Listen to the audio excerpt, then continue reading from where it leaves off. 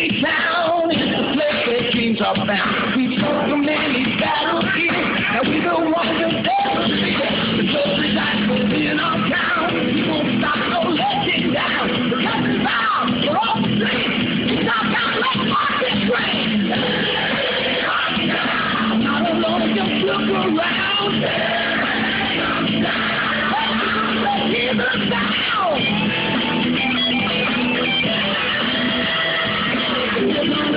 Every time the focus stops, the people burn. Let's be some millionaires. Let us laugh, all the players. I get down on the bed.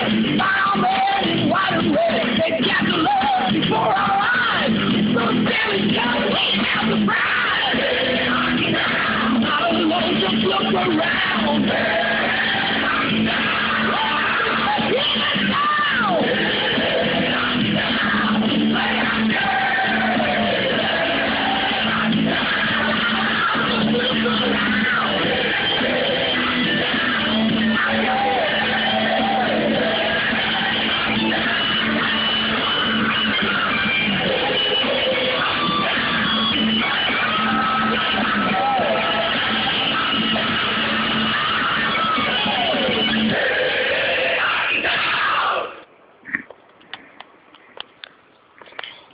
Hi and welcome to Falcons Predators Talk.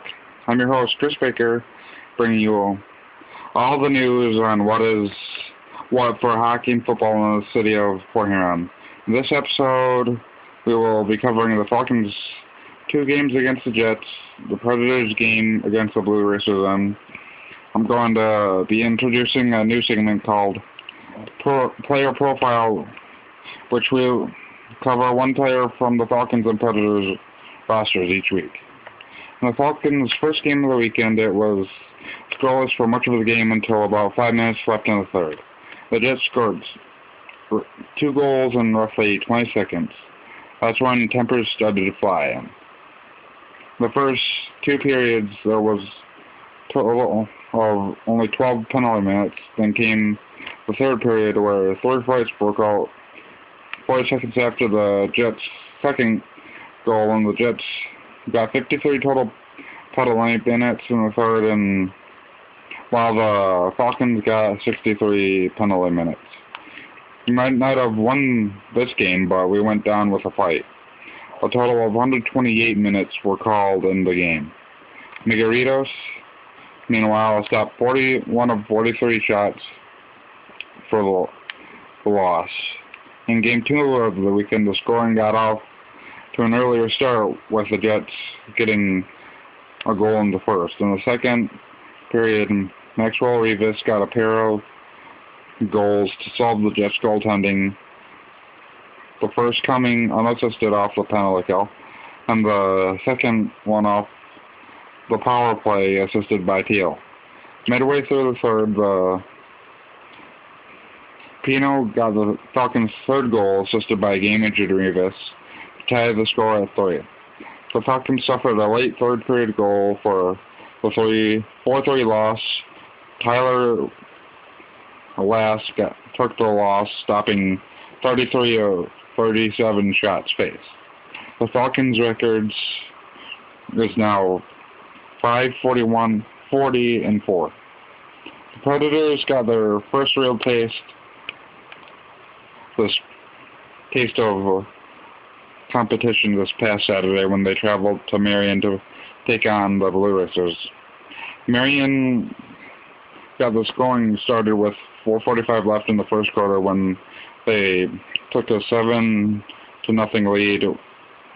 Then the Predators came within 1 by the end of the first. By the end of the half, the Predators took a 25-20 lead over the Blue Racers, despite some minor setbacks in the second. There were a few fumbles, and then our backup quarterback Roth was sacked for a 13-yard loss in the third. But by the end of the third, the Predators were still up with a score of 37-23. Marion got the first touchdown of the fourth to bring the score up to 37-30. On the very next drive, the Predators attempted a 50-yard field goal but failed to score. The Blue Racers then scored twice more to bring the score up to 47-37 in favor of the Blue Racers. The Predators tried one last emergency play with 17 seconds left in the game to tie up the game, but unfortunately it was intercepted and ended in a 44-37 loss for Port Huron. The Predators' record is now 1-1. Now time for the new segment, Player Profile. This week I will profile the Falcons goalie Tyler Lass. Tyler Lass was born September 2nd, 1992 in Vancouver, Washington. He broke into the junior A scene with the Falcons on October 24th, 2010 against the Motor City Metal Jackets, where he made 34 saves in the 5-1 loss. He would play in 3 more games before getting his and the franchise's first ever win against the Springfield Junior Blues on November 7th, 2010, where he made 36 saves and only 1 goal was allowed. In his next 5 games, he led the team to a 4-1 record. He recorded 122 saves off of 146 shots against before being released to the waivers. He was then picked up again by the Falcons when they were under new management. His first game back, where it was also Bill Warren's first game as head coach without interim attached, he picked up a 5-4 win against the Michigan Warriors from Flint. His overall stats are as follows. He's played in 22 games, snapping up a 2-13-4 record. And next week's profile will be Adam Frank of the Fighting Falcons. Sumco Energy is being spotlighted this week by the Falcons, and Sumco Energy serves about 282,000 residents in the area, and you might see at all home games that the Zamboni has a Sumco logo plastered over it. The Sumco Zamboni will only make 5 more appearances this season.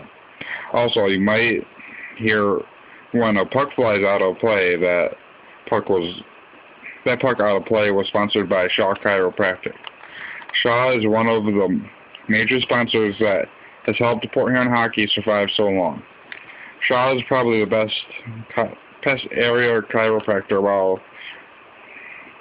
serving world-renowned figure skaters, NHL, and also MLB stars. If you want a family-friendly chiropractor, go to Shaw. This past Monday also, 2 Fighting Falcons players were named honorable mentions for Players of the Week. For the North Division Player of the Week, Sean Gamage was nominated for his playing skills shown in Chicago.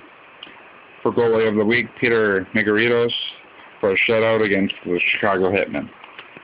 Also on March 1st, season tickets for the Fighting Falcons' second season have been announced. For the season tickets to the 2011-2012 season are just $150 for any seat in any section. The season ticket holders from the 2010-2011 season can still get their season tickets at the renewal discount up until March 31st. After this date, they will be forfeited to the general public. General manager and assistant coach Marty Haddad encourages as many people to buy season tickets as possible because, in his words, some of the best games have been played in front of big crowds. Occasionally during this season, when the Falcons travel to Motor City and Chicago, the home crowd has been outnumbered by the Falcons fans. Help them get even bigger crowds because the Falcons can go nowhere but up from here. To buy season tickets, visit the McMorran box office, and the office hours are Monday to Friday, 9 to 4. Forms can be downloaded at the Falcons website. Unfortunately, I have no more news on the Predators due to the website not being fully functional just yet. This next weekend, the Predators have a bye week, and their next game is on March 19th at home against the Dayton Silverbacks. The Falcons have 3 games this coming up weekend, all 3 at home. The first being Friday, March 11th against Jacksonville Jets, and the first being on Thursday, March 10th against the Michigan Warriors, the second being Friday, March 11th against Jacksonville Jets, and the third being on Saturday, March 12th against the Jacksonville Jets, which is also the 4th annual Star Wars night. Let's go Predators and Fighting Falcons. Until next time, have a sports-tastic day.